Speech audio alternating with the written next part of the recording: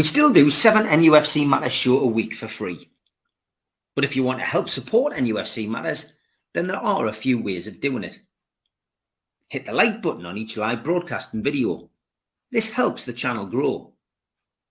Hit the subscribe button and select the all notifications bell so you don't miss a single show. If you want to help us financially, then you can join the channel using this button with the membership starting at $1.99 a month. Or you can drop us a donation in the chat using a super sticker. We're also looking for sponsors. If you'd like your brand advertised on the flyers for the show and featured during the ad break, then email john@nufcmatters.com to arrange today.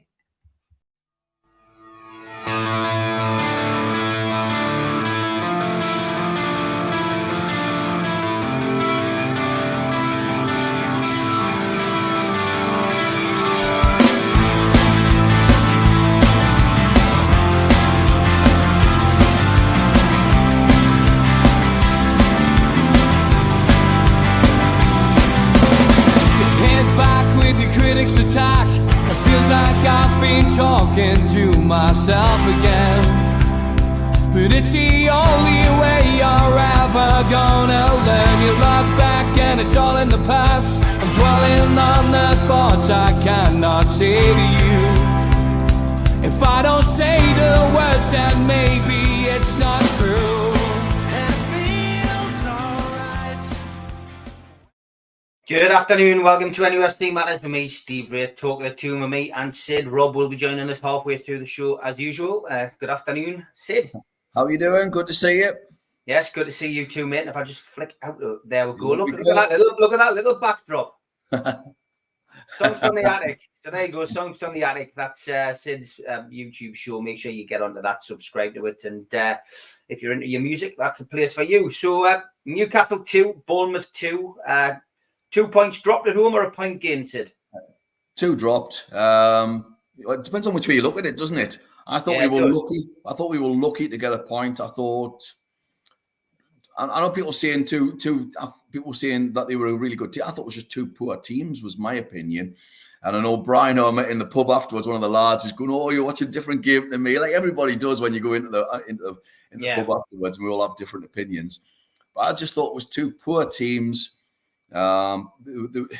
They both played the same. They both literally got the ball and just ran through the middle, is the way I looked at it, and nobody seemed to stop them either side within the middle of the park. It was a poor quality game, partially ruined by probably the worst referee I've seen in some considerable time.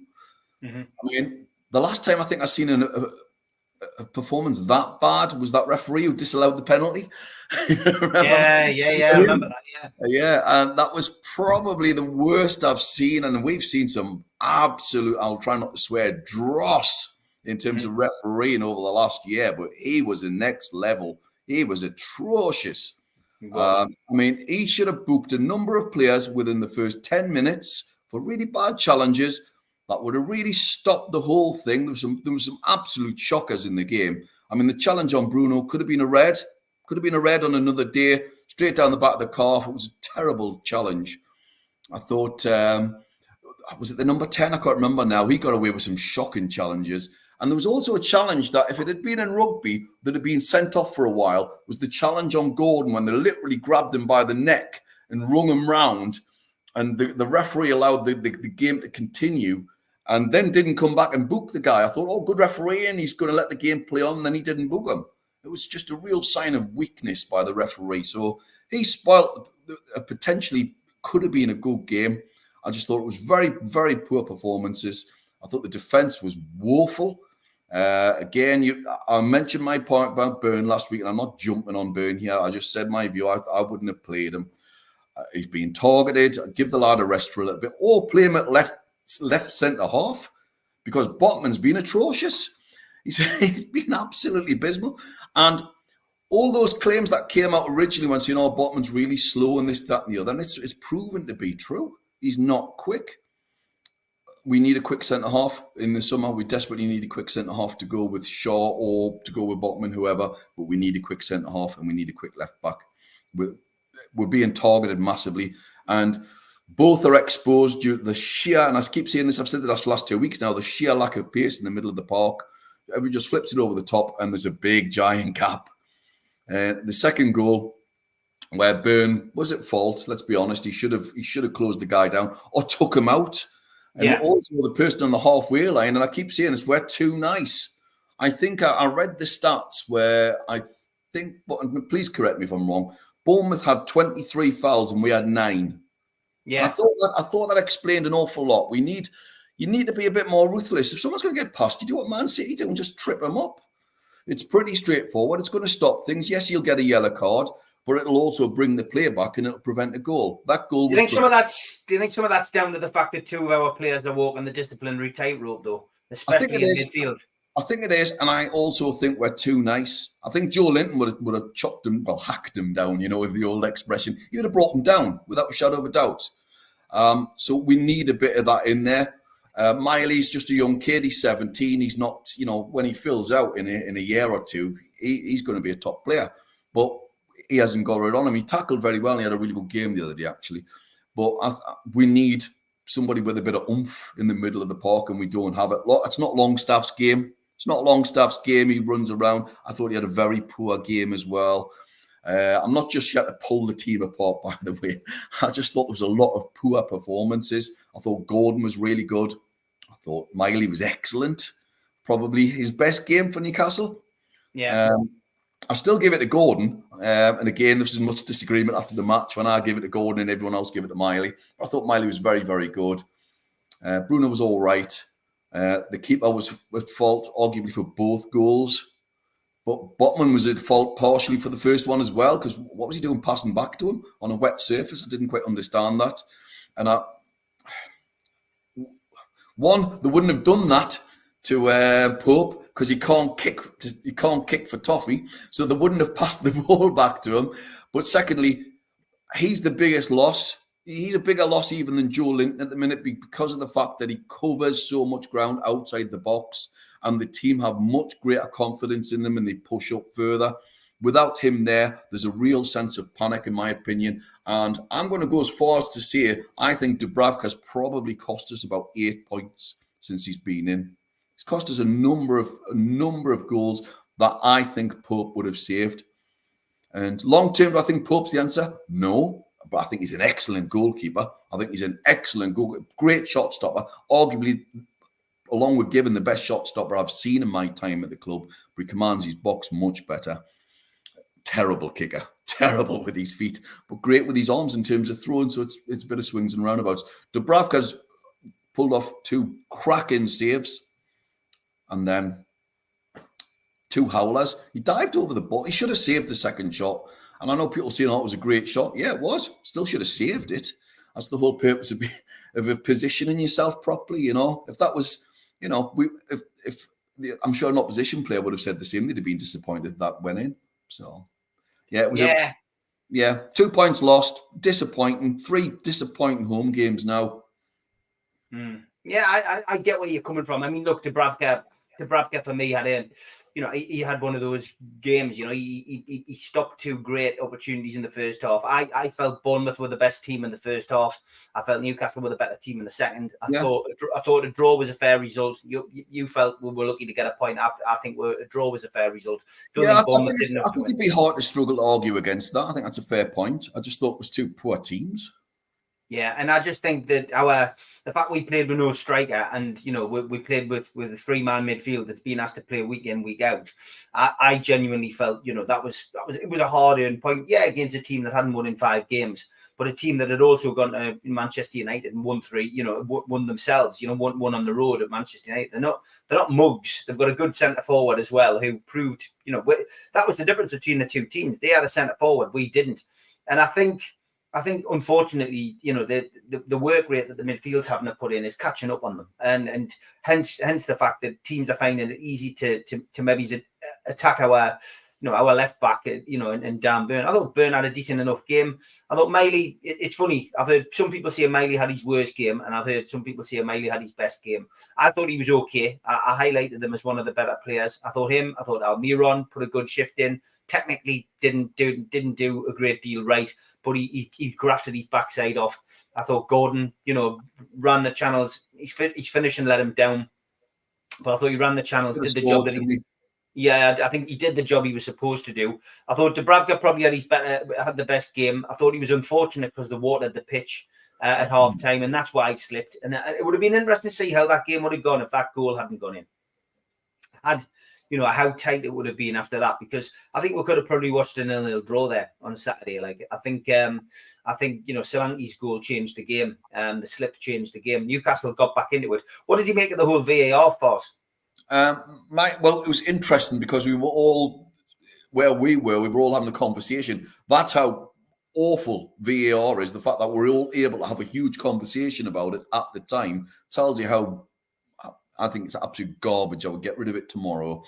And I was massively in favour of it. If you keep it for offsides in terms of bring this new technology in, obviously goal lines, and that's it for me. That's it for me. Nothing else. I thought I wouldn't have given the penalty just because I think it was too long. I think 30 seconds, if it's not clear and obvious, it's not a penalty, and you go with the on-field decision, even if you're proven to be incorrect later on. And it was a penalty. Legally, it was a penalty. But 5, 6, 7, 8 minutes, whatever it took, a ridiculous amount of time. In the East Stand, you can't see what's going on because you can't see that minute little screen. So nobody's got a clue until you hear the voice in terms of what's happening. And it was very similar to the Arsenal game because you had 2 or 3 different things going on all at the same time. Oh, we're now looking for offside. We're now looking for this, that, and the other. We're now looking for a black and white shirt. And the referee was desperate not to give it. He still took ages whilst watching the video. He was clear to me that he was really undecided. He felt coerced, I feel, into giving it. I wouldn't have given it. I didn't think I would have just gone with your online decision. I think it's too long. It's too long to make a judgment. Just go with it. And if you're wrong, you're wrong. But so be it. If the boot was on the other foot, I would have said the same. So, yeah. Look, VAR is awful, and it takes so long. Dave makes the point here. The VAR is awful, especially when you can't see the screen. So 60% of the stadium, correct? None of us know what's going on unless you can see the screen. But it takes away. Sorry, Steve. It takes away now, and I'm sure many of the fans will see the same. That initial enjoyment when you see the goal hit the back of the net, because you can't jump up and celebrate as much as you would because you're thinking, oh, is it offside?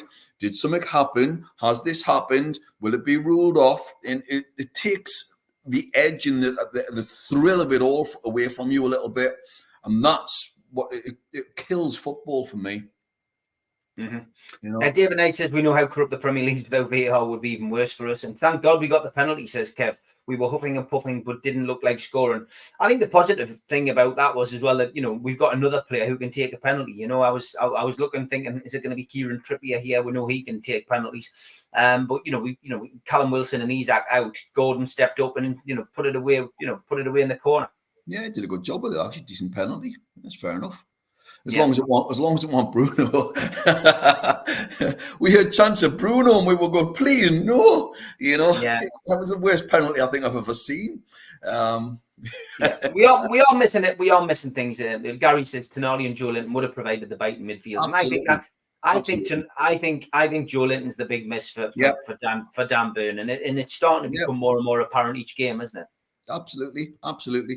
And if he were fit at the minute, for me, Sean Longstaff's the one who wouldn't be getting a game. And Big Joe would definitely be starting. And Miley's be getting a game at the moment ahead of Sean because I think his form's absolutely dipped. And let's be honest, Miley's touch in passing is better. Yeah. But I think I saw the show the other day, and I think he was right when George said, get him to work with a speed trainer. Definitely. Because, get a sprinter up. And I know Daley Thompson used to do it with Crystal Palace. Yeah. Get somebody in who's a sprint trainer. You can. I used to sprint myself. You can build up your speed. You can. And it's all about that first 10 yards. in football, you can do it. You can get someone to build up your pace. You're not going to suddenly turn into a rocket, but a couple of yards and just even, 0.5 of a second is a massive amount of difference. And somebody should be working with them. Somebody should be working with Miley to build up your speed. Totally agree. Absolutely. Yeah, and look, I mean, Miley's a young lad.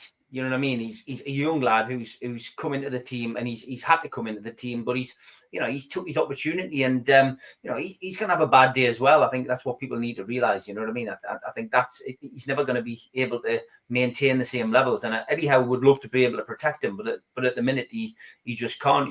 Jody Boy says regarding the first goal Saturday, aside from the slippery surface, Botman also slipped. Are we putting ourselves under unneeded pressure, passing around our box lately? Yeah, we do seem to have this kind of Liverpool of the 80s kind of feel about us, where we're playing from the back. And sometimes it's better just to give it a hoof up front. All the teams play that way now, though, and there's a number of teams who play that way and can't, who don't have the personnel to do so. I think we have the personnel to do so. So I don't have a problem with it personally. Yes, there's going to be the occasional mistake, but more times than not, it's going to get you out of trouble. Of course, there are times you just need to hoof it.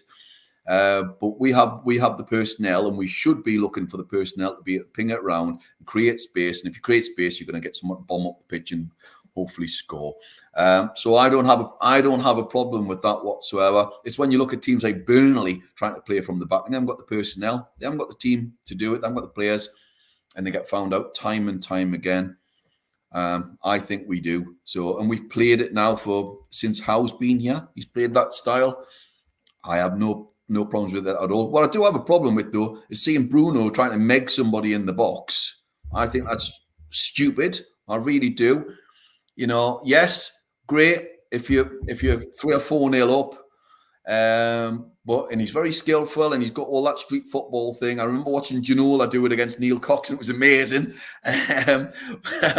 But I don't want to see it week in, week out, because we'll all be getting stretchered out if that were the case.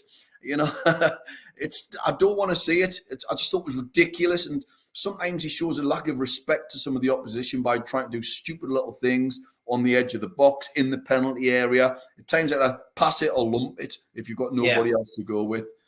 And don't rely on the referee to give you, because it cost a couple of goals as well, don't rely on the referee to give you a free kick if you're just getting bumped a little bit and you fall over and you're sort of whipping your arms up in the air, because it's not always a foul. Yeah, so that's really frustrating. I get where you're coming from with that. It is really frustrating from my perspective. Substitutes change games. Matt Ritchie came on. Yeah, a bloke behind me slating Eddie Howe for bringing him on. But Ritchie's been a personal favourite of mine. I've got to be perfectly honest. Since he came to the club, he never lets us down, and he gives us something a bit different. And in that game, Eddie got it spot on. Absolutely. And how can you not like Matt Ritchie? He's got a magic hat. Yes. Well, they gave him the song back. That was even better. They gave him the song back on Saturday. And he's a great bloke, and he rightly said after the game, the two clubs he cares most about were Bournemouth and Newcastle. And he forgot he was against Bournemouth and went off celebrating. And I'm all in favour of that. I don't get the whole let's show a bit of respect business. I remember watching Malcolm MacDonald talking about when he came back to Newcastle and scored a hat-trick and he was celebrating. And he's going, well, that's what you do as a goal scorer. And I have no problem with that whatsoever. That's the whole point of it. So he did great. He came on and he did really well. So did the young lad. I forgot the young lad's name now. I thought Joe White. Joe White was really impressive. Big lad, actually came on, charged forward, looked pretty good. I mean, hard to tell. But you know what it says as well? What does it say about Lewis Hall? What does it say about Lewis Hall that he's not getting a sniff over some kid who was playing second division football 3 weeks ago? Mm-hmm. Does it tell you that he was bought by Eddie Howe, or does he tell you Eddie Howe was coerced by Ashworth? Who knows? Who knows? But it tells you he's not fancied. Tells you he's not fancied. He's not trusted. Or there's some sort of weird. Because why would you say that? You hear all the conspiracies. Oh, well, if we don't play him for a whole season and we can get him cheaper and we can make this, that, and the other. Well, would you really have a young kid and waste 1 year of his life by not playing him and just because you're going to save a few quid? I think that's really cruel. I really do. And I think it's morally wrong if that were the case. I don't see the club being that like that either, you know. And you'd be sold under false pretenses. So I don't see that occurring at all. But it tells me that they don't fancy Hall at the moment, which I think is a real shame, because I said the clips I've seen him, and what a friend who's a Chelsea fan really bigged him up. So yeah, it's a strange situation that we're not really going to get to the bottom of it, I don't think. And you know, Eddie Howe in his press conferences, when he's been pushed on it, has said it's, you know, he's not quite there yet. You know, there's things he needs to improve. You just wonder whether he is going to have an opportunity to have a career at Newcastle. Disappointing as well, because he did arrive with a big fanfare. Big fee, not just a big fanfare. And if we're going to have a kid that's going to cost us £28 million, and then what we're going to do, we're going to loan him out to let's just say Huddersfield for a year. Well, that's a lot of dosh for somebody who's not guaranteed to make it. And that money could have been spent better on a proper left back. Yeah. So, yeah. Stephen says they're punting the ball upfield usually goes in favour of the opposition defence, as the attackers are backing into the defenders. We're just making a point of what I was saying before. And Kev says, I know it's woulda, coulda, shoulda, but I can't help thinking what this season would have been like available. Bruno, Joelinton, Willock, Tonali, Miley, Longy. You can see why we've struggled. Yeah, and of course we can. We've missed so many players at key parts of the season. You missed Harvey Barnes off there as well. Frank McClintock, dubious spelling, used to say, if in doubt, kick it out. And Gary says, who do you think was responsible for signing Hall? Well, that takes us to our next subject, I guess, and it's the Dan Ashworth scenario. Is this a Dan Ashworth signing that Eddie didn't want potentially? Yes, I think is the phrase I'm going to say. Yeah. It seems to be the case. If he doesn't play him, then you have to question why. Because he seems to be obviously being interested in the younger players in terms of who he's picked. In Minty, I believe, was one of his signings, so he looks like he could be a player, doesn't he? Gordon, who's proven to be very successful, so we'll take that. Thank you very much. And he looks magic. He's really changed my opinion of him, because I was very dubious when we signed Gordon, but I have to say he's been my favourite player this season, along with Sher. And so I suspect he probably is. But then we could argue as well, was Livramento then? And I think he's a top player and will be an England regular. Yeah. And I would be playing him at the minute. You could have him as left back. You could flip him as right back and have Trippier as left back. You could do either way, or you could play three centre-halves. There's different formations you could try. So you would argue that on the plus side, the buys that he may well have been involved in he's definitely in the positive side, rather than the negative side. People are going on about Tonali, but what could you do? What are you going to do? Go and check his bank account and stuff and check to see who's gambling. How are you going to know? I think that's very difficult to know. So I think on the plus side, I think he's gone with the younger buys. I think he's been involved in it. But I ain't sad to see Dan Ashworth go. And there's one point people haven't mentioned, and I thought I'd bring this up. With regards to Dan Ashworth. He was involved in hiring Sam Allardyce for England. And people forget about that. He was involved in if somebody thinks Sam Allardyce is the answer, is the manager of your club, then that tells me an awful lot. He was also involved, of course, in Gareth Southgate, who's done all right. Yeah, he's done all right. I suppose he's arguably changed the culture, but he's not a top manager. I'd be good at the same coming to our club. So is he everything that he's cracked up to be, or is he the emperor's new clothes? He's only been at places for a very short while, and I think he was at West Brom for quite some time, but then everywhere else he's been at, in a bit of it, 5 years in England, but he's been flitting around, and for me, 20 months at Newcastle. What's 20 months? What's his legacy? He's helped start the women's team. Well done. Take me hat off for that. Excellent. Mm-hmm. He's arguably started the process of the academies. That's it. That's literally it. I'm struggling to think of anything else after that. He's been involved in buying a couple of young players. Great. Been involved in buying a couple who may not make it. That's the nature of football. You can't guarantee they're all going to be good. But he doesn't have a legacy. He doesn't have a real legacy at the moment, does he? You've got to do 5 years at least. But as I say, a man who thinks Sam Allardyce is the answer or is involved in the committee that votes Allardyce in, I think that's wrong. You know, I can't get my head around that. I mean, we could end up in a situation where he's stuck. He's already said he wants to leave, and Dark by Design says transfer live a report. Man United has said if Newcastle want to play hardball, they'll look elsewhere. I mean, that could be embarrassing, really, for Dan Ashworth, couldn't it? Well, you make your own bed. There's no way the club can have him back now. That's it. He's done. That's him done. He if they need to, and he's on 30 grand a week. Wish we were all on it. I mean, but but you know, unfortunately, the club might just have to lump him and sit him there. You know, and that's the way it is. But they can't let him back in. They can't let him back in now. You know, he can't go back with his tail between his legs and say, "Oh, sorry, Man United don't want us now. Can I come back?" You know, it's no. There's a sense of betrayal, and you can't have that. And you know what? It's how threw him under the bus. Absolutely threw him under the bus the other day. It's one of the funniest press conferences I've seen. I sent it to me mate, and it's just the inference was so clear that he's not a massive fan and he's not going to be massively missed. But what I also don't want is I don't want Eddie Howe's friend to rock up either, because like any profession, you've got to have. If you're going to have a boss, they've got to be strong enough to sack you. Yeah. Okay. And you can't always be your friend. And so, yes, I appreciate football's a different profession, but you've got to have somebody who's maybe not just, you know, yes, of course he can be his friend, but they've got to have that sense of ruthlessness as well. And I would prefer to have somebody outside of his social networking group, unless they go and get Edwards, of course, who I believe is a big friend of his, but he's stating he's not interested in any football position, then I don't really want to see the guy from Bournemouth rocking up. Yeah.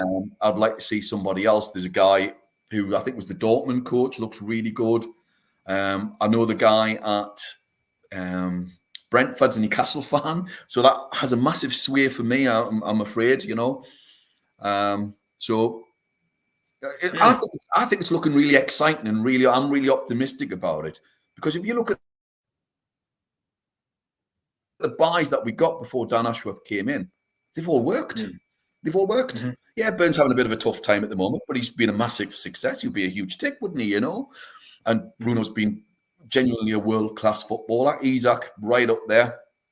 So yeah, big tick. I know Isak was at the same time, but big ticks for me. Big ticks for me all round. And I've got faith in the club, and I don't want to go see them go and get an interim guy either. You know, you've got I forgot the guy's name now. The CEO at the club, what's his name again? Darren Eales. He's a football man. He's clever enough to know how to deal with this for now. Just, you know, give him a bit more work until they get somebody signed up. There's enough in the club now. We've got an infrastructure in the club big enough to cope now. It's not like the first couple of months where there was nothing in the club and it was the bare bones and you had Amanda and all the rest of them running around chasing and doing everything. That's not the case now. We've got other people to fall back on. So let them go and do their job properly. I think they'll get the right person. Personally, I wouldn't really want to go down.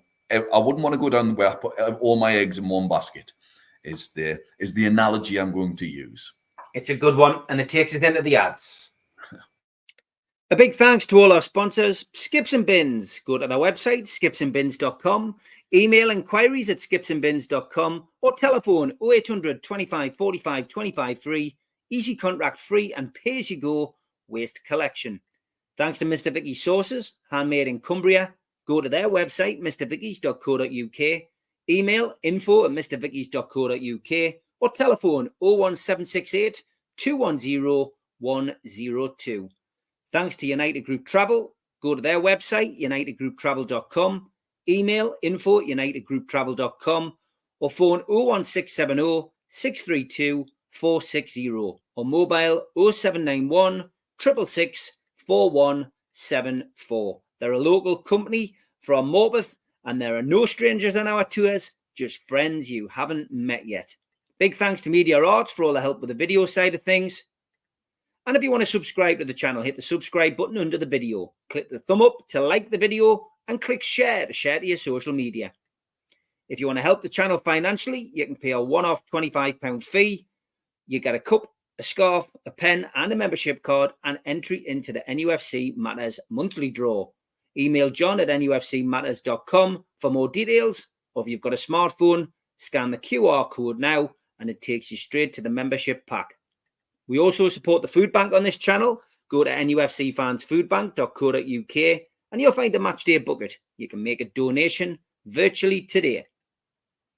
You can also find us on iTunes, Spotify and other podcast providers. We also do events during the year. NUFC Matters Live will be at the O2 City Hall on Friday the 2nd of August for an evening with Rob Lee, one night in Antwerp. Tickets start at £15 and you can get them from ticketmaster.co.uk. An evening with the entertainers takes place on Friday the 24th of January 2025 at the Tyne Theatre and Opera House in Newcastle. Telephone 0844 249 1000 or visit the website tynetheatreandoperahouse.uk to buy tickets today. You can also catch me on the North East Footy Breakfast Show live on Toon Radio weekdays 7 till 9 a.m. on DAB, smart speakers and the toonuk.com.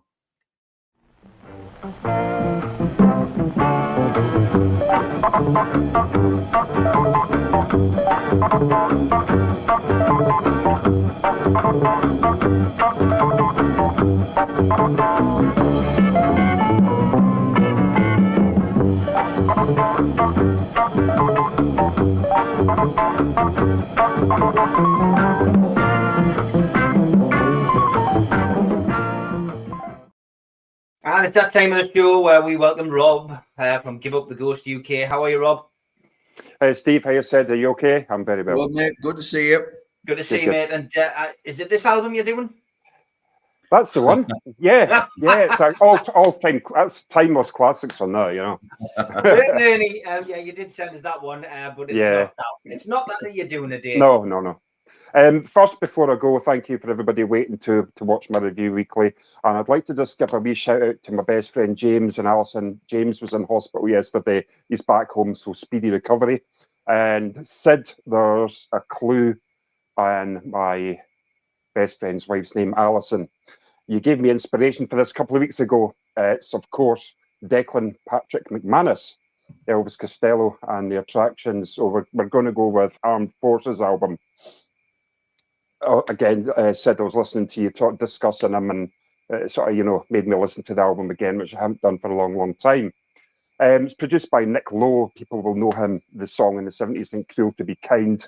Again, work with Squeeze. I do talk about Squeeze quite a lot. There's a lot of connections, especially with Elvis Costello producing a Squeeze album and guesting on backing vocals on Black Coffee in Bed.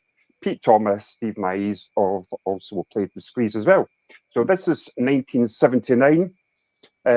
Two singles of it, Oliver's Army and Accidents Will Happen. It's absolutely great album. First song is Accidents Will Happen, a really good, strong opening song, really catchy, really hooky, a killer melody.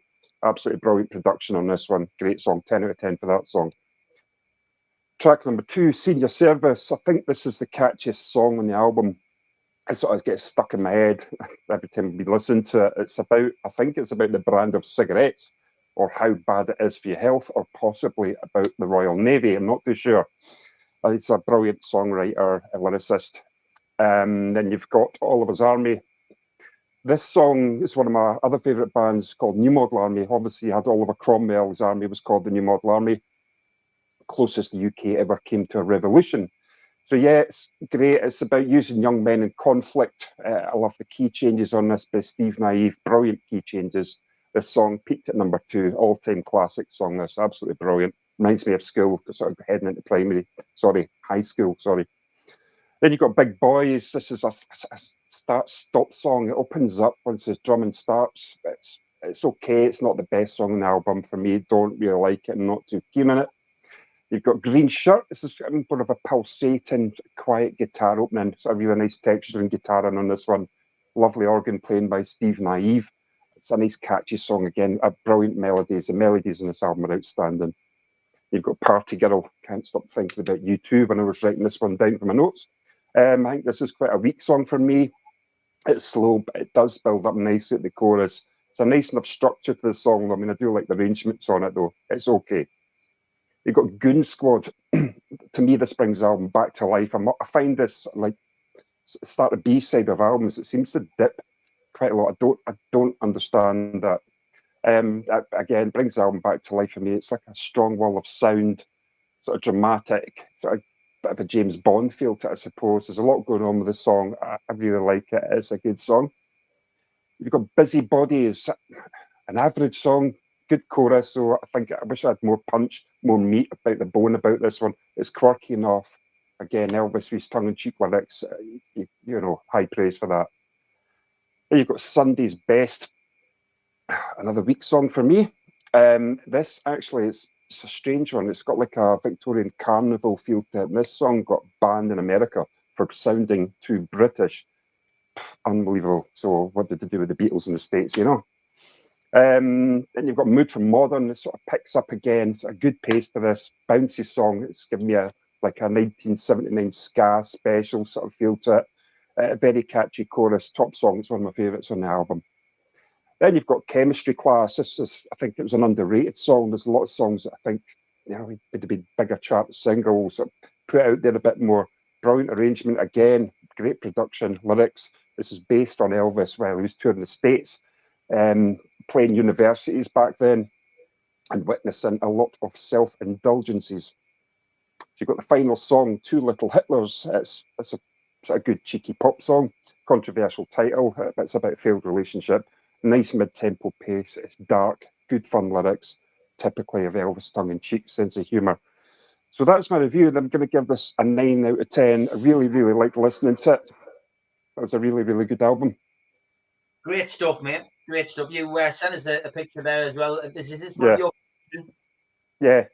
Yeah. That's the English Mugs tour, 1979, 1980 sort of thing, yeah. Played the Odeon in Edinburgh, that tour. And you sent us that as well. Yeah, again, Chris Difford from Squeeze has been supporting Elvis Costello as well. I mean, there was great chemistry between them all. You know, it's lyricists, songwriters, the production, the whole thing. I just love the connection. I think Glenn Tilbrook done a song with Elvis as well. Can't remember what it was called, but I'm sure Sid will know it. I can't remember it. And just a quick plug as well. You've got a gig coming up soon as well. Yeah, we're just starting to get the feel out. Obviously, we've got Johnny on lead vocals now. Rehearsals are going absolutely bang on. Total different structure to the set list. So I'm just these will be getting put about the area, getting a bit of buzz. So we've got a couple of sort of local bands as well wanting to support us in that as well. So yeah, it's all good, all positive. Great stuff. Anyone who watches the show regularly will know that Sid also has a review, which Rob sits in on. So what are you going to review today, Sid? The Pretenders. Well, just a quick point. I was actually singing Alison on Sunday. Oh, were you? There you go. I was singing a duo called the Unlikely Lads. If anybody wants to hire us, feel free to give us a shout. But yeah, I was singing Alison. Great song. So I'm doing the Pretenders' first album. Very, very quickly, I'll whiz through this. That's my signed copy on the wall there, on one of my walls. It's just a truly great album. Came out at the same time as Clash's London Calling. December 79. Oddly, both of them are, I think, in the top 10 best albums of the 80s, weirdly, for the Rolling Stones magazine. But there you have it. Produced mainly by Chris Thomas, although Nick Loder's produced one of the songs. Chris Thomas did Nevermind the Bollocks, for those who are interested, as well as all the great Roxy Music early albums. The band they only did 2 albums as this lineup because 2 of them died, which is just an incredible percentage of a band to be wiped out within 2 years. So Pete Fondon and James Honeyman Scott, drink and drugs, the usual, sadly. James Honeyman Scott, the guitarist, is incredible. He's the sort of missing link between punk, pub rock, and the Smiths. He's sort of the in-between guitarist. He's incredible. As good as Johnny Marr for me all day long. Great band. It's a great album, mixes genres. It's got a bit of punk in terms of Precious. It's got just beautifully crafted pop songs like Kid. It's got really heavy reggae in Private Life, which Grace Jones covered and did a great version of. It's got Mystery Achievement, which is the song that clearly influences the Stone Roses, I Am the Resurrection. It's just an incredible album. And on my show, the greatest debut albums ever, it's ranked very, very highly. Go and watch it. It's just an amazing album, a 5-star album all day long. Mm-hmm. A book is marvelous. Really, really good, really gritty. She waited until her mum and dad were dead before she wrote it because she didn't want to talk. Her phrase was about the amount of times that she would end in and out of the clap clinic, was her exact phrase. And it's funny. There's some really good anecdotes about the Pistols, the whole punk movement, coming over at the time, what it was like to work in the shop. It's sad. There's some really weird anecdotes. The fact that she lived next door to James Honeyman Scott for about 2 years and didn't even know until he turned up for an audition, which is really bizarre, and could hear him playing through the bedroom wall. Weird.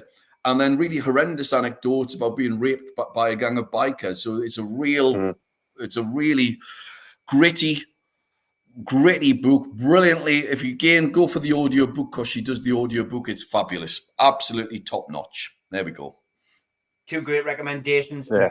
three great recommendations when you add Rob's Elvis Costello review as well. Rob, as always, thanks for joining us, mate. Look forward to seeing what you've got to offer next week. Thank you. Speak to you later. Thanks for watching. Take care, man. Bye-bye. Take care. Great to have Rob on and part of the show. And don't forget to hit the subscribe button, hit the like button, and give it a share as well to try and build this show up. Okay, a couple of questions that came in. We're all around formation, and we've got a tough one coming up next, Sid. We've got a big week. We've got Arsenal, of course, away in the Premier League, and then we've got the Cup game, which falls next Tuesday. We'll look at the Cup game next Tuesday when we do the show, of course, but focusing on Arsenal, Darren had said, we're leaking too many goals, maybe time to mix the back 4 up. Sparky says, surely Eddie will play 5 at the back on Saturday. I guess a lot depends on what's happening with Fabian Schär, because it looks like he had an issue with his wrist when he went off at the weekend. Yeah, it was weird, wasn't it? It was, again, a bit like the Callum Wilson thing when he was going off and he had his arm tucked up in his shirt. Pump it up, great. Yeah, so there's a lot depending on Schär. So who knows? I would personally have Lascelles back in. I'd have him in over Botman at the moment. But you may want to go 3-5-2 or 3-5-1-1 or whatever, but I think he needs to change it up now, because we've been found out with the current formation. We may even need to just drop back a little bit and try and catch teams out on the break, because we've got the pace. You've got Gordon, you've got Miggy's quick, of course. You've got Murphy's quick if he gets a game. You've got Barnes, who's pretty nippy. So we've got quick players on the break, and that's the way I would go to the Arsenal and try and play on the break. I suspect we'll have to anyway, because they'll have most of the possession. Yeah. Otherwise, we could be in for an absolute tonking. If we push up too far, we could be in for an absolute tonking. On the plus side, they don't have a centre forward. They don't have a proper centre forward. There was that game a few years back, wasn't there, where we lost 7-3. It's got a feeling it could be like that. Absolutely. I would not be shocked if we're on the show next Tuesday and we get beat 7-3. I will not be stunned. I wouldn't be shocked. I really wouldn't be.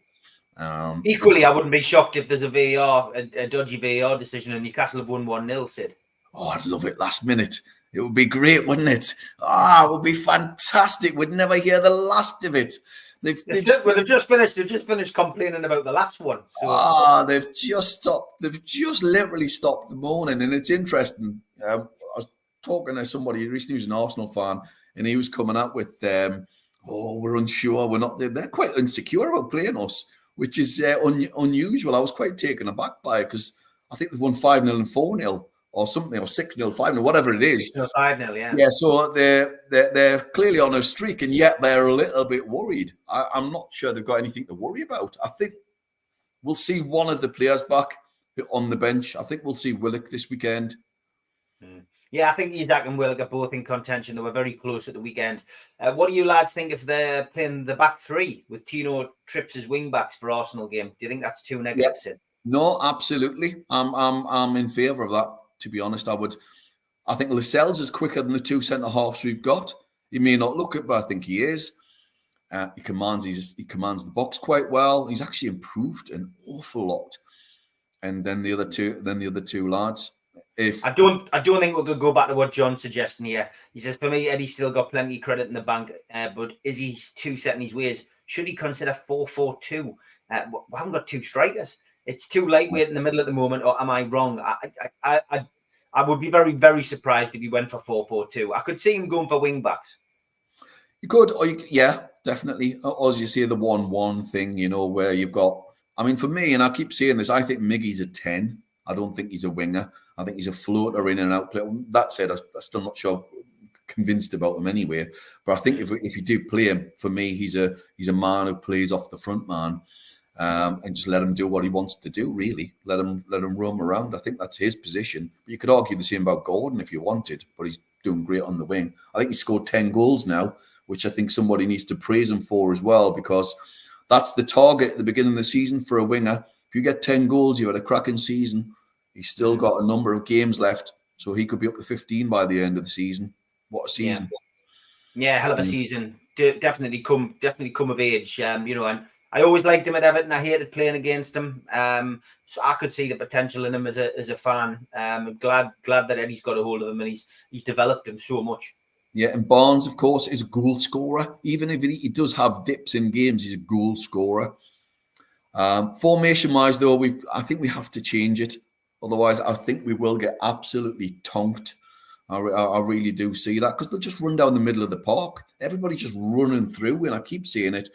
And there's nothing we can do now at the end of the season. I think that's going to be the format for the end of the season. I'll be amazed if we get through another game this year where we have a clean sheet. I think there's always going to be, we have to score 2 or 3. So Stephen, who I sit next to at the match, the catchphrase that we have is, normally I have a phrase of 1 more to win when we've scored. And at the minute, it's now 2 more to win or 3 more to win on some occasions. So this is wrong. We need, he waits for it. He waits for it. 1 more to win. And it's literally 2 more, 3 more to win at the minute. It's just a joke. So we need to be able to shut up shop. And that was our strength last season. Last season is the best defense I've ever seen in all the years I've been going, in the 40-something years I've been going. It's the best defense I've seen last year. How can it change so quickly? Well, because the midfield's not giving them any protection. Yeah, because and it's been that we've been hit hard with the injuries in the midfield. Yeah, it has to be said. Do we need to, and with Tonali's situation, do we need to park the bus then, like Jason's saying? Yes, to a point, but as I said, you're going to hit them on the break, and that was always going to be the case anyway. We've done that for the last 2 years. When we've gone down to their ground, we've parked the bus. I think was it 0-0 last year? Mm-hmm. We've actually got a really good record against Arsenal in the last 2 years. I know we got beat off home off them last year, but we've still got a pretty decent record. Yeah, I do think we need to do that and try and hold out. Give it 20 minutes. Make sure we don't concede, and try and hit them on the break. That's the way I would play it. Yeah, I would agree. It was another question there from Roger. He's just asking about Hall. Could he come back next season after a good pre-season? I've got no doubt that if he stays at Newcastle, he could. I mean, some of it could be down to finances. That's the problem. It could be such a complicated financial deal that he has to play X amount of fixtures, and it could cost us more money. And we all know how the club is hampered and scared about FFP. So it could be something as simple as that. It could, but I said before, I think it would be morally wrong to do that to a young kid's career. A year is a long time. What if he got a massive injury? Just like warming up or something, he's out for another year or something, and then you're never the same player. It's, I'm not sure you should. I don't think you should be taking risks like that if that were the case. And if finances were that tight, they shouldn't have bought him.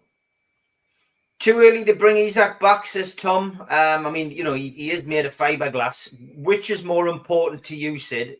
Saturday's game against Arsenal or Tuesday's game against Blackburn? Cup game.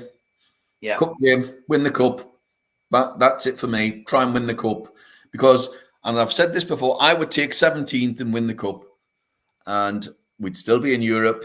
And it would be an incredible season. And it would be the best season of my time of ever going, if that were the case. So win a cup. without a shadow of a doubt. So, yeah. A lot of people feeling that Bruno might get booked this weekend. He doesn't seem to like Jorginho. It'll all be about timing as well, I think. I guess the question we need to know is, would he miss the FA Cup game, or would it be 2 Premier League games? I think it could be the Blackburn game as well, potentially. Yeah, but I would agree with Sid about the importance of the Cup game. It is more important for me than the Premier League game. We're not going to win the Premier League. I've got to be honest. I don't want to be in the conference, the European Conference League. I don't want to be in that. I would rather have a season away from it and get back into what we're doing in the domestics and try and win that elusive trophy. It's a waste of a tournament, and yes, people might wet themselves over winning a cup. To me, and I've said this last couple of weeks, it's no better than the Intertoto trophy. What's the point? What is the point? Some crummy trophy that gets you into a UEFA, the equivalent of the UEFA Cup or the Europa Cup League or whatever it's now called. Sorry for my old school names, but. But it's a third tier cup. Really, is that really our ambition? And people will say, "Oh, beggars," and all the rest of it. But is it really going to bring much revenue in as well? The lads are going to be out. You're going to play your second. Well, if we've got a second team, you're going to be playing whoever's available at the next level down. Going away, you might end up in the middle of Crete or Malta or somewhere. You're going to then travel back. You've got all the travel in. Financially, it's going to bring you very little in. For the prestige of playing in some crummy trophy, I don't see the point. I really don't. And yes, West Ham fans might say it's great and that they're delighted. Oh, you won't say that if we're in the final. Well, I wouldn't be going, and I'm not interested. And I'm happy to say so. If we win it, great. Would I count as a trophy? No, because it's not a proper trophy. So that's just there you go. That's your opinion, and you're sticking to it. Stephen says, "Are we strong enough to win the cup depth-wise?" I'll tell you in May, Stephen.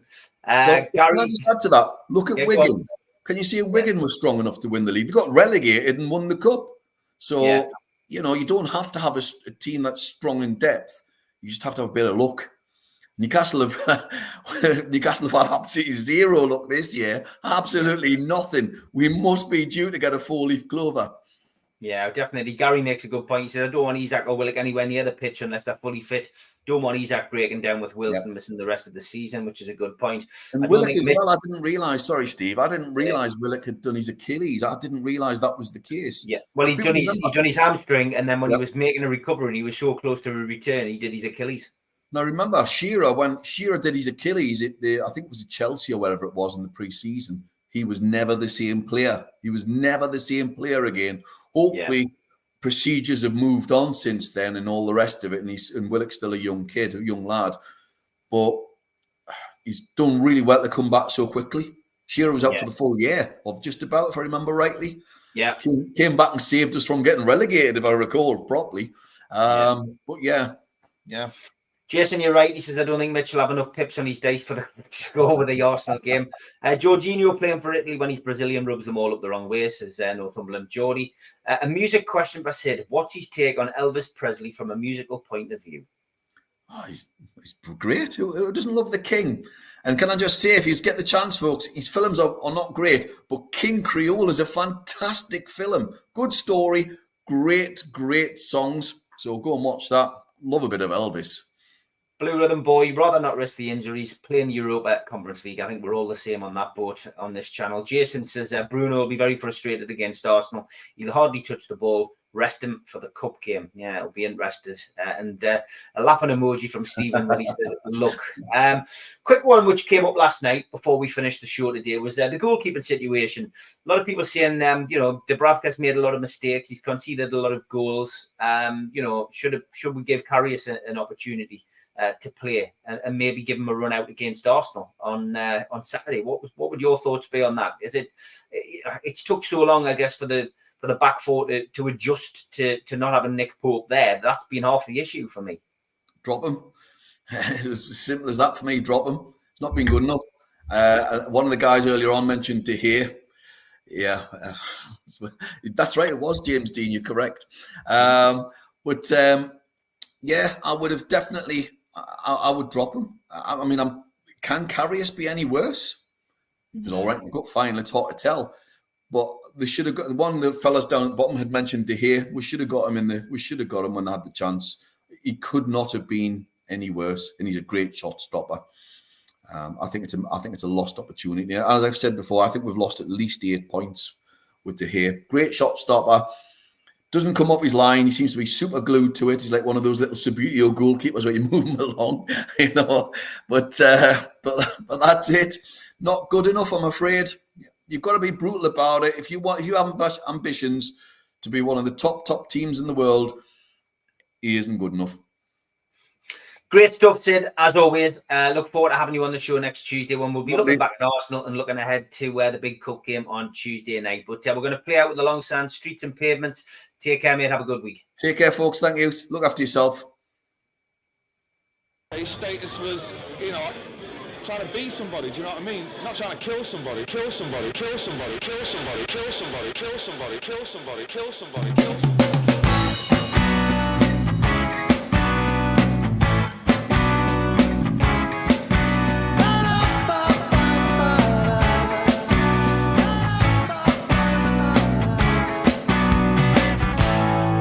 Jimmy quit the team today on the back of yesterday's commitment to scum. Left his friends to join the gangs, learned to kill with his bare hands for status and fun. And it's happening all over the streets and the pavements run red. And it's happening all over the streets, leave their victims for dead. Silly days, what have we come to? The streets and the pavements run red.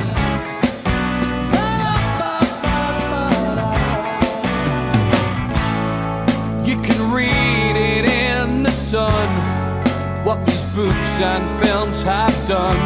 A culture gone wrong. Believe that, then you're a fool. It's these regulation rules. Kids don't belong. And it's happening all over the streets and the pavements run red.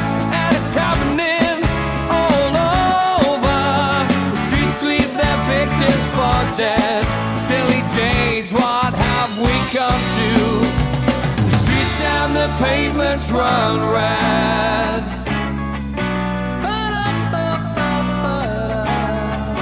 No standing here, no ball games here. You can't watch it sit, no kids in here. You can't surf or beer, you can't run through here. You can't smoke in here, so bored around here.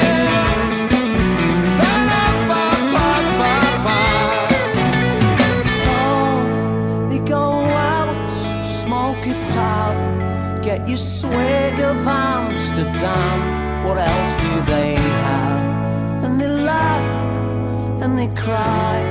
Someone even starts to fight, and then you'll get stabbed. And it's happening all over the streets and the pavements run red.